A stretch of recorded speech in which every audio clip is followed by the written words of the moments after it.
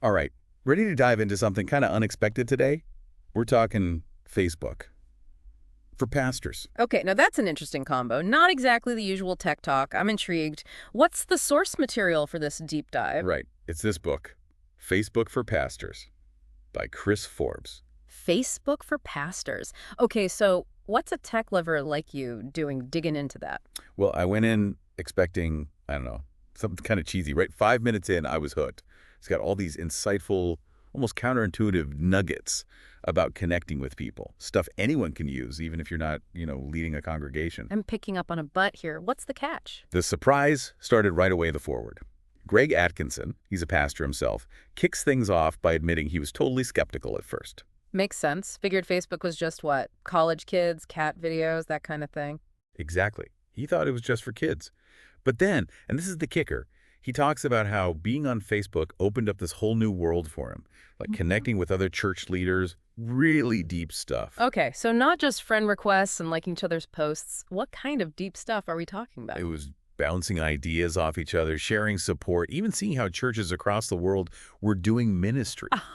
And Atkinson's point is you don't get that from, like, a formal newsletter. Right. It's that behind the scenes, real people stuff that breaks down walls. That's huge for churches, especially now when so many people feel disconnected from, well, everything. And it's not just pastors connecting with pastors either. Atkinson actually mentions people finding their church through Facebook.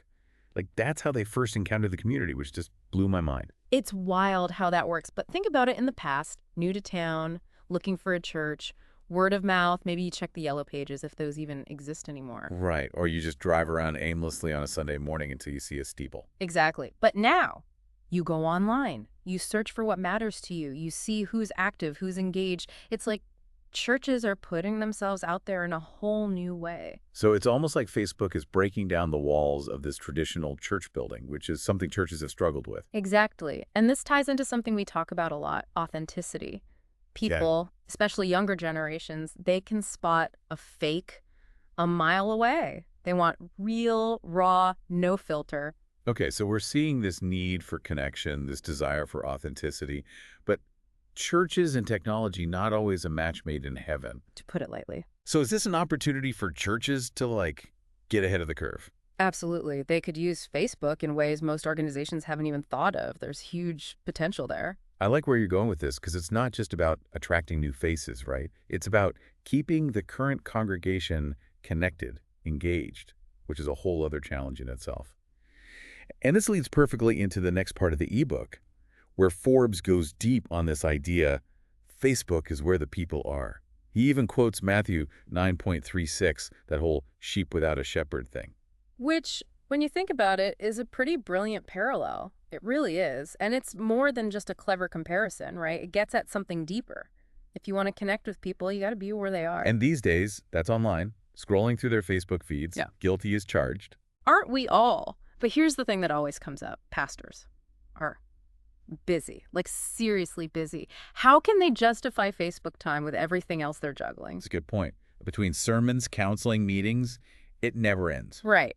And Forbes tackles that head on. He's saying those old school outreach methods, the door knocking, the phone trees, not as effective in our always online world. People are just bombarded with info now. Exactly. Emails, texts, it's constant. So to cut through that, you need authenticity, a genuine connection. Okay, I'm seeing where you're going with this. It's less about broadcasting a message, more about building those real relationships. But can you really do that on Facebook? That's the million-dollar question. And Forbes is saying, yes, you can. But it takes effort. Think about it. A pastor can't have a heart-to-heart with every single church member every week. Just not enough hours in the day. Right. But Facebook can help build those connections, not just directly, but those shared connections matter too. So it's creating that ripple effect. Exactly. A pastor shares something personal, a thought on a sermon, even a funny story. It creates these ripples. People comment, share. Suddenly you've got a conversation going, a sense of community. That makes a lot of sense.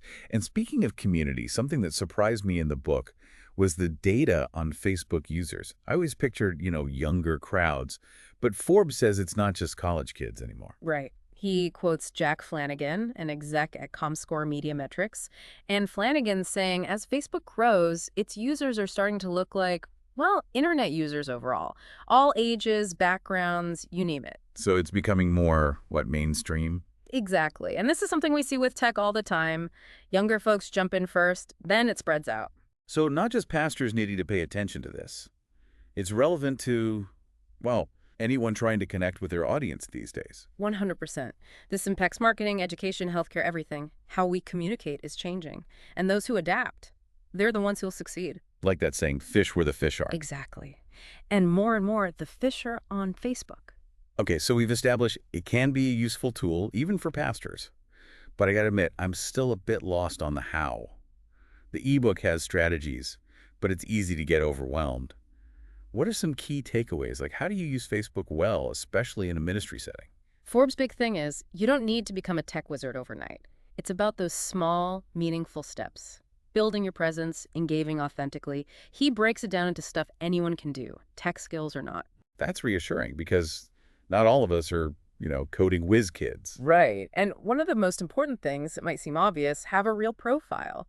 No hiding behind a church logo or some generic name. Makes sense. People connect with people, not some faceless organization. It's that whole people buy from people idea, Yeah. right? But in this case, it's people connect with people. Exactly. And that starts with showing up as yourself, not some curated version. Okay, that makes sense. Yeah. So beyond the profile itself, any other tips? Yeah, Forbes is big on using the interests section strategically. Don't just put Bible study and call it a day. Think about hobbies, favorite books, music, whatever, Right. things people might connect with. So it's like finding that common ground, breaking the ice a little. Exactly. Those little things can spark bigger conversations. And speaking of sparking conversations, he loves photos. Tagging people strategically, too. Not just like a selfie with my breakfast then. Definitely not. Think about images that capture your ministry spirit, the community, a church event, a volunteer thing, even people just chatting after service. You tag them, their friends see it, suddenly your reach is way bigger. So it's like word of mouth, but online. Like a virtual bulletin board, but more engaging. Right. And this is where it gets cool. Forbes talks about Facebook notes like longer form content, almost a mini blog right there on your page. I haven't used that much, to be honest. What kind of stuff works well there? Sharing your thoughts on a sermon, reflecting on a passage, telling stories from your ministry, that kind of thing. He mentions this pastor, Micah Fries. He spoke at Impact 2008, a whole conference on churches and tech, by the way. Okay, so this Fries guy knows his stuff. What was his big idea? He was all about importing your blog right into those Facebook notes. That way, people can read without even leaving Facebook. Smart, because they're already on Facebook. Exactly. Meet them where they are. But he's also careful to say, don't just spam people. Because nobody likes that, no matter how good the cause is. Exactly. It's a balance, right? Valuable content, but respecting people's time. One last thing that really struck me, all the stories in the book. Real pastors using Facebook effectively. It wasn't just theory. Those were powerful. It's one thing to talk about it, another to see it actually working. Totally. Like Reverend William T. Cheney. Using Facebook to connect with millennials. That's huge. It is. And it's not about being hip or whatever. It's genuine understanding. He saw how millennials connect, and he met them there. And Bo Parrish reconnecting with hundreds of, get this, former youth group members through Facebook. The potential there is amazing. Right. Ministry doesn't end when people leave the building. Facebook became his way to maintain those connections, keep offering support even years later. And online spiritual direction. Lisa Fleischauer doing that through Facebook just blew my mind. Isn't that incredible? It makes you rethink what's possible. Technology, even something as, everyday as Facebook, can create these really deep, meaningful moments. It really does. It's not about replacing real-life interaction. It's about realizing those interactions can happen anywhere, anytime. Exactly. We're expanding how we define ministry for the 21st century. Yeah. We started with a book about Facebook, but this has really become about so much more. Connection, authenticity, how we communicate, it's all tied together. It is. And that's why I love these deep dives. You never know where they'll take you. Totally agree. And a big takeaway for me is it's not about becoming some social media guru. It's simpler than that. Be authentic, engage with your people, use these tools to build real relationships. That's what matters. Couldn't have said it better myself.